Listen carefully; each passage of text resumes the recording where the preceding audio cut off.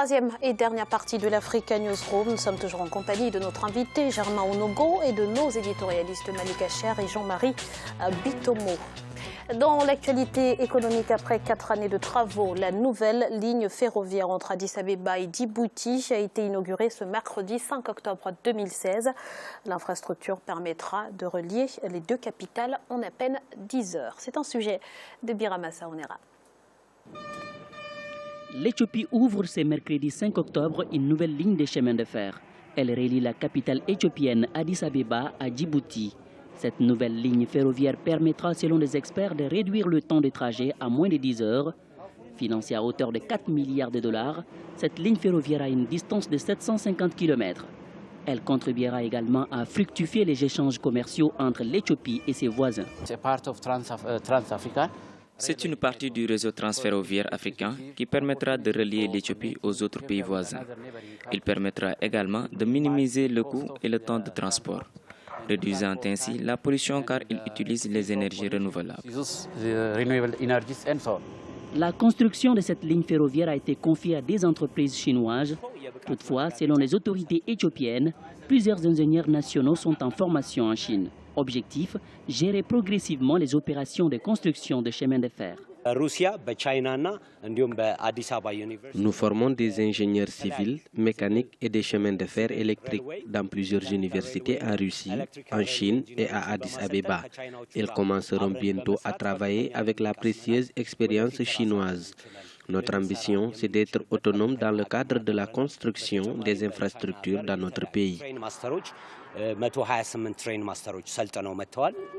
Ce chemin de fer électrifié et respectueux de l'environnement remplacera la ligne Addis Abeba-Djibouti construite par les Français depuis plus de 2 siècles.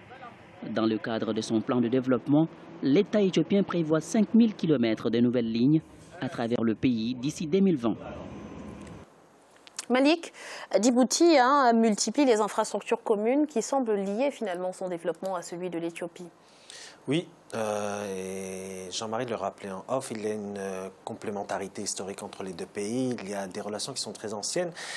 Et quelle bonne nouvelle de voir justement cette densification du réseau ferroviaire, parce que le réseau ferroviaire en Afrique est encore très peu développé. Nous ne pouvons pas aujourd'hui aspirer, les pays africains ne peuvent pas aspirer à un développement économique sans ces infrastructures ferroviaires. On ne peut pas se reposer encore aujourd'hui sur des infrastructures qui datent du siècle dernier, du début du siècle dernier. C'est impossible.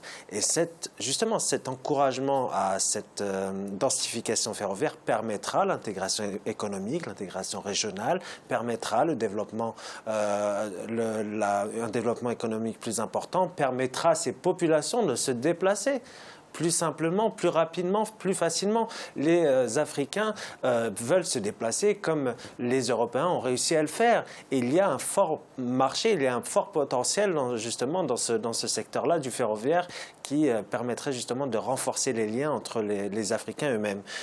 En un mot, c'est une très belle avancée et j'espère que cet exemple va se transposer vers d'autres pays. Jean-Marie. Malik parlait tout à l'heure, si vous voulez, d'intégration régionale, c'est-à-dire au niveau des échanges. Au niveau des échanges, c'est très important. Quand on parle toujours, si vous voulez, du développement de nos marchés africains ne se développent pas très rapidement, tout simplement. Pourquoi? Par manque d'infrastructures. Pouvoir construire, comment dirais-je, une ligne de chemin de fer entre l'Éthiopie et Djibouti. Il ne faut pas oublier que Djibouti constitue, non seulement d'un côté, vous avez la dynamique économique éthiopienne elle-même qui connaît une croissance qui est une croissance pratiquement à 2 chiffres. Et dans un second temps, vous avez Djibouti qui constitue une petite place stratégique parce que ça ouvre, si vous voulez, sur le Moyen-Orient. Donc à partir de là, l'Éthiopie, c'est qu'en passant, c'est-à-dire en passant par Djibouti, en intensifiant, si vous voulez, les relations commerciales avec Djibouti, il s'ouvre, comment dirais-je, un marché sur le Moyen-Orient. Donc à partir de là, c'est une coopération industrielle, économique, qui est une coopération qui est bien pensée dans la mesure où on sait très bien que Djibouti est une place stratégique dans laquelle même les États, c'est-à-dire à Djibouti aujourd'hui, vous avez pratiquement toutes les grandes puissances qui y sont. qui sont, et en termes de sécurité aussi, c'est une très très bonne chose, dans la mesure où on sait que vous avez des bases militaires américaines, les bases chinoises, vous avez des bases françaises, vous avez des bases japonaises. Justement, Malik, cette nouvelle ligne de chemin de fer a été financée à 70% par la Chine. Quelle est la contrepartie? Est-ce en gros un partenariat gagnant-gagnant? Écoutez, la Chine profite et regarde les marchés les plus intéressants. Elle a trouvé un marché intéressant, elle a trouvé un pays en pleine croissance économique, elle a trouvé une région qui se développe à vitesse grand V, malgré parfois certaines violences ici ou là. Et dire que la Chine est gagnante, très certainement. Dire que le pays est gagnant aussi, oui. Après, bien évidemment, la Chine a ses contreparties, notamment dans la gestion, parce que la Chine aimerait justement s'inscrire davantage dans la gestion des grands projets, dans la gestion après la réalisation des grands projets. Donc c'est, je dirais, de son intérêt à elle. Elle y voit un intérêt grandissant. Maintenant, les États africains, avec, je dirais, un transfert de technologie plus juste, pourraient faire de même. Il faut, je dirais, en amont, négocier des contrats qui soient beaucoup plus justes. Il ne faut pas après se plaindre et dire, regardez, la Chine est grande gagnante. Il faut négocier le transfert de technologie, par exemple, dès le début. Merci, Malik. L'Algérie a adopté ce mardi un projet de budget 2017 sur la base d'un prix de $50 le baril de pétrole. Il faut dire que les hydrocarbures assurent 60% du budget de l'État algérien. Explication avec Fanny Mounéché. Le projet de loi de finances 2017 approuvé en Algérie. Le Conseil des ministres a adopté ce mardi le texte qui se base sur un baril de pétrole à $50. Un budget qui vise la soutenabilité des finances publiques soumises depuis plus de 2 ans à une chute des prix des hydrocarbures.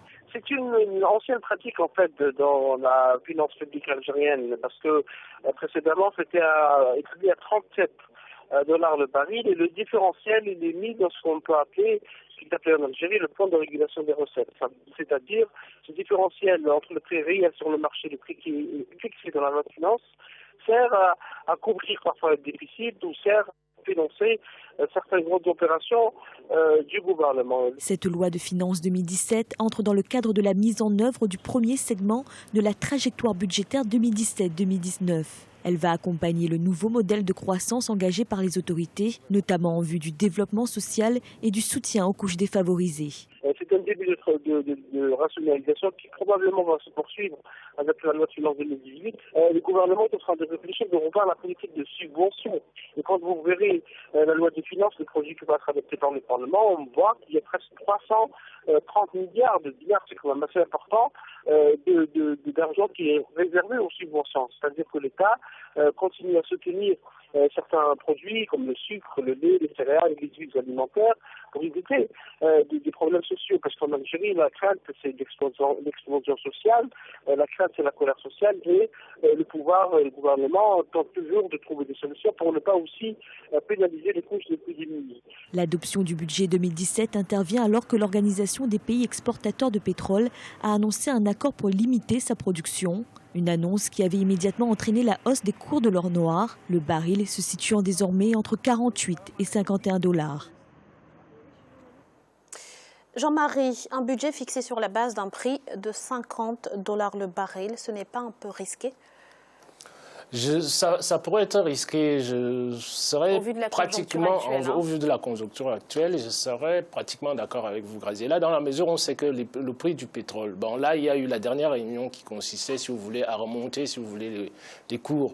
Mais il y a une chose, c'est que tous les pays occidentaux, c'est-à-dire tous les pays producteurs de pétrole aujourd'hui sont menacés. Ces pays-là sont menacés par quoi? Par la donne des États-Unis. Parce qu'aujourd'hui, on n'en parle pas suffisamment. Il ne faut pas oublier que les pays d'OPEP représentent 25% de la production mondiale. Et aujourd'hui, vous avez les États-Unis et le Canada qui sont en train d'inonder le marché.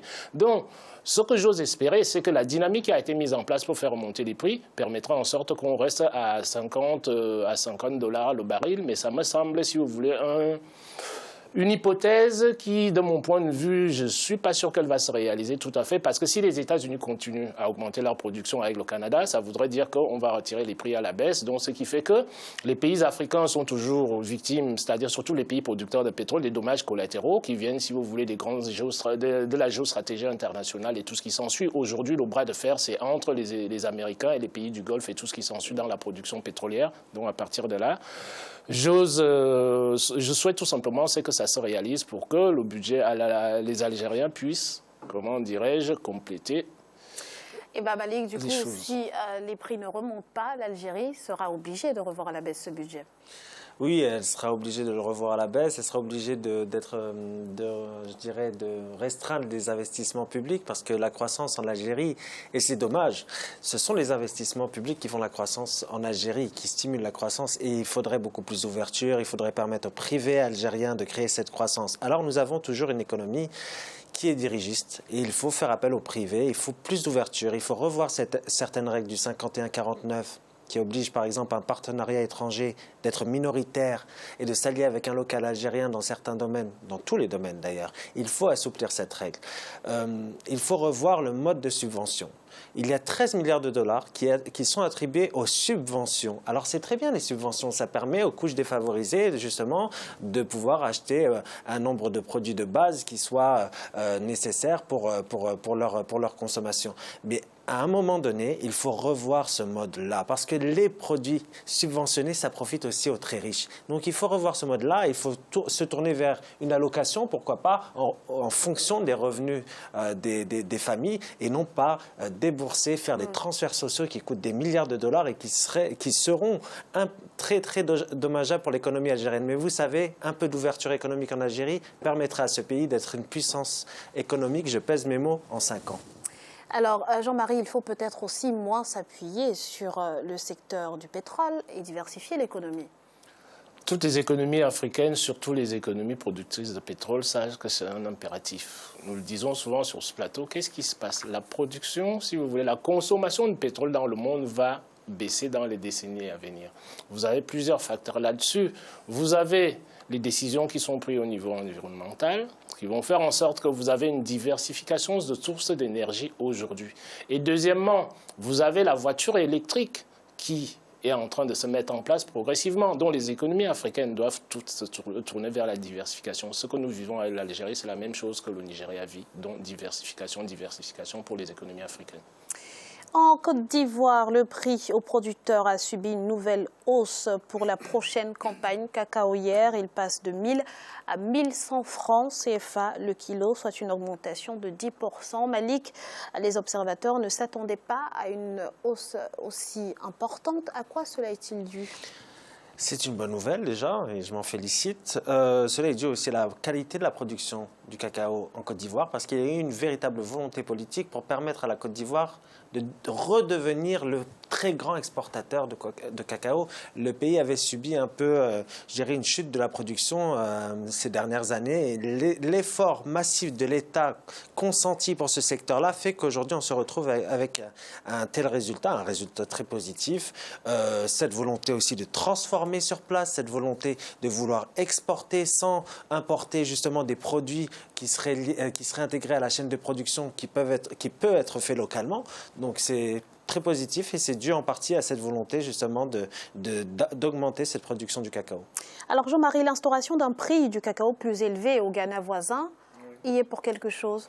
Je pense que ça y est pour quelque chose. C'est-à-dire qu'il faut stimuler toujours, comment dirais-je, la filière économique. Aujourd'hui, nous savons bien que, comme Malik vient de le dire, la Côte d'Ivoire est très très bien placée. Ça voudrait dire quoi? Ça voudrait dire qu'en augmentant le prix, on va susciter une quantité, c'est-à-dire beaucoup plus grande, produite, et ça permettra même, si vous voulez, on a déjà la transformation qui est sur place, c'est une bonne chose. Ça permettra à la Côte d'Ivoire d'avoir des quantités beaucoup plus grandes à exporter, et comme la transformation se fait déjà sur place, ça veut dire que vous avez une valeur ajoutée supplémentaire qui permet maintenant de mieux rémunérer les producteurs. Et en rémunérant les producteurs, qu'est-ce que vous faites? Vous ajoutez un surcroît de revenus, vous relancez, si vous voulez, l'économie du pays à travers la consommation. Donc à partir de là, je pense que la Côte d'Ivoire a tout à fait raison de procéder de la même manière. Alors, paradoxalement, ce n'est pas forcément une bonne nouvelle, Malik, pour les petits exportateurs qui, depuis cette annonce, font face à la réticence des banques pour l'augmentation de leur ligne de crédit. C'est la frilosité des banques qui fait qu'aujourd'hui, certains petits producteurs se retrouvent dans cette situation-là. Ce n'est pas parce que le cacao a augmenté de prix, c'est au contraire parce que, justement, les banques sont peu regardantes avec les grands groupes en accordant des lignes de crédit. Mais quand il s'agit des PME, des petites entreprises, elles ont, ces banques-là, des conditions drastiques. Ce n'est pas valable qu'en Côte d'Ivoire, c'est valable dans d'autres pays européens. Et donc, il faudrait justement aider ces petits producteurs à avoir les financements nécessaires parce que l'activité économique, elle est là. Ces petits producteurs, eux aussi, sont là pour aider cette économie ivoirienne à émerger. Donc, il faut leur permettre d'avoir accès à ce grand financement. Merci Malik, c'est à présent la fin de cette émission. Le dossier du jour de ce jeudi sera consacré à la Coupe d'Afrique des Nations féminines 2016 qui se jouera au Cameroun. Monsieur Germain Onogo, merci d'avoir été sur ce plateau. Je rappelle que vous êtes président directeur général d'Onogo & Partners Holdings. Merci. Malik, merci d'avoir été là. Merci à vous. Et merci à vous, Jean-Marie, pour votre participation. Et merci à vous, chers téléspectateurs, pour votre fidélité. Restez sur Africa 24, l'information continue.